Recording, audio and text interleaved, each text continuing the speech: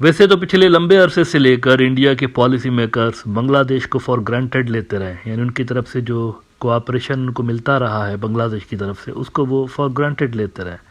लेकिन बांग्लादेश की क्या अहमियत है, उनकी क्या इम्पोर्टेंस है, ये आप इंडिया के नॉर्थ ईस्ट की स्टेट से पूछे जाके, उनके सियासतदानों से पूछें कि बांग्लादेश की क्या अहमियत है। आज इंडिया के जो मेघालय स्टेट है, उसके चीफ मिनिस्टर ने एक बड़ी डिमांड अपने सेंटर की जो गवर्नमेंट उसके साथ की हुई है, सरकार के साथ की हुई है। उन्होंने कहा है मेघालय वालों ने कि आप बांग्लादेश को अर्ज करें, रिक्वेस्ट करें कि हमें एक कॉरिडोर बनाने दें ताकि हम वेस्ट बंगाल का जो कैपिटल है कोलकाता, उसके साथ कनेक्ट हो जाएं, क्योंकि ये शॉर्टकट भी है। कोई 50-60% से ज़्यादा जो रास्ता है, डिस्टेंस कोलकाता पहुंचने के लिए हमारा, वो कम हो जाएगा और इससे हमारी स्टेट का जो ट्रेड है वो बढ़ेगा। ये हमें चाहिए, उन्होंने अपनी सरकार को बोला हुआ है। अब उनका मसला समझने के लिए ये मैप देखिए, मेघालय बिल्कुल बांग्लादेश के ऊपर है और कोलकाता जो है वो बांग्लादेश की साइड पे है ना। इनको घूम के सिलीगुड़ी कॉरिडोर से ऊपर से जाना पड़ता है, जिससे इनका ट्रेवल जो है डिस्टेंस बहुत ज़्यादा बढ़ जाता है। लेकिन अगर आप बांग्लादेश से कॉरिडोर बनाते हैं, मेघालय को लिंक करते हैं कोलकाता से, तो वो शॉर्टकट है असल में, और इसमें बहुत सारा जो डिस्टेंस है वो शॉर्ट हो जाता है। एनडीटीवी ने रिपोर्ट किया है, Meghalaya pushes for new economic corridor between Bengal and Northeast via Bangladesh. Presently, road alignment analytics prepared by the NHIDCL are shared with Bangladesh for conducting a feasibility study for the project. उन्होंने बांग्लादेश के इस हवाले से एक proposal भी दे दिया हुआ है कि ये हम करना चाहते हैं अगर आपकी इसमें इजाज़त मिल जाए तो। वो कहते हैं कि Meghalaya chief minister Conrad Sangma said the 100-kilometer route has the potential to shorten travel time and cost by 25 to 60% from Kolkata to growth centers such as Tura, Bagmara, Dalu and Davaki.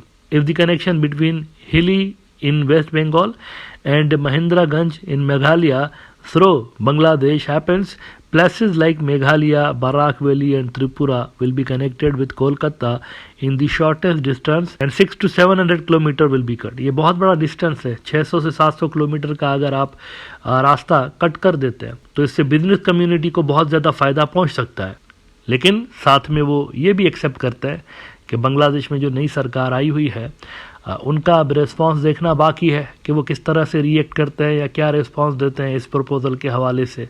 कह रहे हैं कि this will become a parallel economic corridor but when it will happen is a little difficult to say since this involves the Bangladesh government. Before the regime change, New Delhi discussed with Dhaka and it was prime ministerial level meeting. We will push for it again. यानी जब शेख हसीना मौजूद थी तो मोदी ने कहा था शेख हसीना को ये बना के दो और एग्री कर दिया था उन्होंने। खैर वो तो चाहती थी खुद कि इंडिया जो है वो ज़्यादा से ज़्यादा इनके रूट्स इस्तेमाल करे, चाहे वो रेल के हों, चाहे रोड्स हों, चाहे वाटरवेज हों, वो तो खुद चाहती थी शेख हसीना साहिबा। लेकिन अब तो पॉलिसी डिफरेंट है, इसीलिए वो कह रहे हैं कि चूंकि सरकार इसमें इन्वॉल्व होगी बांग्लादेश की, लिहाजा हम एक मरतबा फिर से कोशिश करेंगे और उनको मनाने की एक अटैम्प्ट करेंगे ना। यूनिस की सरकार में शायद ये फैसला ना लिया जाए, हो सकता है कि अगली सरकार के ऊपर छोड़ दिया जाए, बिकॉज ये स्ट्रेटेजिक नोयत का फैसला है। तो वो मेरे ख्याल से यूनिस की जगह पर अगली जो सरकार आएगी वो देखेंगे कि इसका क्या करना है। तो देखें, ये बांग्लादेश की अहमियत है। अगर इंडिया के अंदर वो जो साउथ ब्लॉक के बाबे बैठे हुए थोड़ा सा जहन इस्तेमाल करें ना, तो बांग्लादेश के साथ ताल्लुकात अपने यूं ख़राब ना करते। बांग्लादेश वाकई इंपॉर्टेंट है उनके नॉर्थ ईस्ट की स्टेट्स के लिए। अच्छा, मीनवाइल ग्राउंड पर सूरत हाल क्या है? मीनवाइल ग्राउंड पे सूरत हाल ये है कि कहीं से भी नज़र नहीं आ रहा कि दोनों मुल्कों के ताल्लुकात नियर फ्यूचर में कोई बेहतर होंगे। देखें, ये कॉरिडोर्स वगैरह तो तब बनेंगे ना जब गवर्नमेंट टू गवर्नमेंट ताल्लुकात बेहतर हों दोनों मुल्कों के दरमियान, तब बन सकता है ना। वहाँ पर अगर न्यू दिल्ली से इस तरह का सर्द रवैया रखा जाएगा तो कहाँ से कॉरिडोर्स के अप्रूवल मिलेंगे भाई? उधर से कोई सॉफ्टनेस दिखाई जाएगी, कोई बांग्लादेश फ्रेंडली पॉलिसीज़ बनाई जाएंगी, तभी तो बांग्लादेश की तरफ से वो उम्मीद रख सकते हैं ना इस तरह के प्रपोजल्स का अप्रूवल मिलने की। टाइम्स नाउ के अंदर आज ग्राउंड रियलिटीज़ के हवाले से इंडिया के एक बड़े सीनियर एक्सपर्ट हैं सुरंजॉय चौधरी। देखिए उन्होंने क्या लिखा है। Bangladesh China Pakistan outreach under Yunus government, what it means for India. The Mohammad Yunus-led Bangladesh government is expanding its diplomatic outreach to China and Pakistan, signaling a potential shift in regional dynamics. और इसमें वो बता रहे हैं कि किस तरह से चाइना के दौरे हो रहे हैं। फिर पाकिस्तान का जो डिप्टी प्राइम मिनिस्टर है वो आ रहा है अप्रैल के अंदर, और उसकी मुलाकात की तैयारियों के हवाले से अभी हाल ही में एक हाई लेवल का पाकिस्तानी डेलीगेशन आया हुआ था बांग्लादेश के अंदर, और वो इसीलिए आया था कि अगले महीने जो एक बड़ी मुलाकात होने जा रही है, सिग्निफिकेंट किस्म की मुलाकात होगी अप्रैल वाली, तो उसके लिए कोई ग्राउंड प्रिपेयर किया जाए, उसके लिए पाकिस्तान का हाई लेवल डेलीगेशन आया हुआ था। On the other hand India के साथ क्या ताल्लुकात हैं, कहते हैं व्हाट अबाउट इंडिया। चले चाइना और पाकिस्तान के साथ तो ये सब कुछ हो रहा है ना, what about India. Lower level ties remain intact, छोटे लेवल पर इनको भी इंटरेस्टेड रखा हुआ है, छोटे लेवल पे।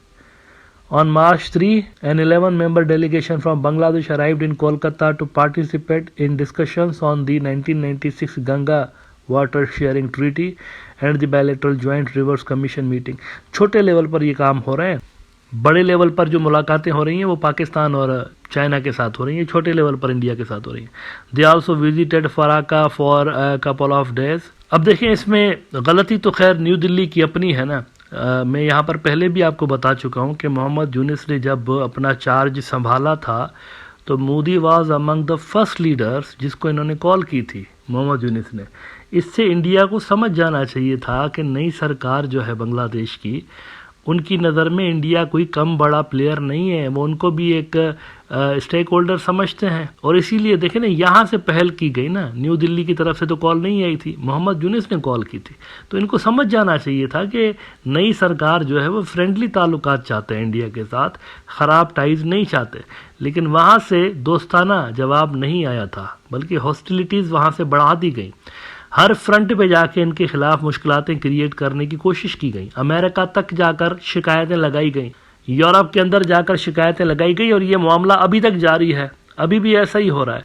तो ये जो ताल्लुकात डाउनग्रेड हो गए हैं और निचले लेवल के जो ताल्लुकात इंटैक्ट हैं अगर, और बड़ी लेवल के ताल्लुकात इंटैक्ट नहीं हैं, तो इसमें इंडिया का अपना कसूर है। मेरे ख्याल से ये बांग्लादेश को इसमें कसूरवार ठहराना मुनासिब नहीं होगा। As far as this corridor is concern, जिसके बारे में मैंने प्रोग्राम के शुरू में बात की, इसमें हो सकता है कि बांग्लादेश इनको कोई positive signal they they, it is quite possible, लेकिन इट विल टेक टाइम। मेरे ख्याल से इसमें टाइम लगेगा, और इसके लिए जो पहली कंडीशन होगी वो यही होगी कि दोनों मुल्कों के दरमियान ताल्लुकात नॉर्मलाइज हो जाएं। अभी नॉर्मल नहीं है, ये आपको अपेरेंटली लग रहा होगा कि वर्किंग रिलेशंस हैं तो सब ठीक है, ऐसा नहीं है।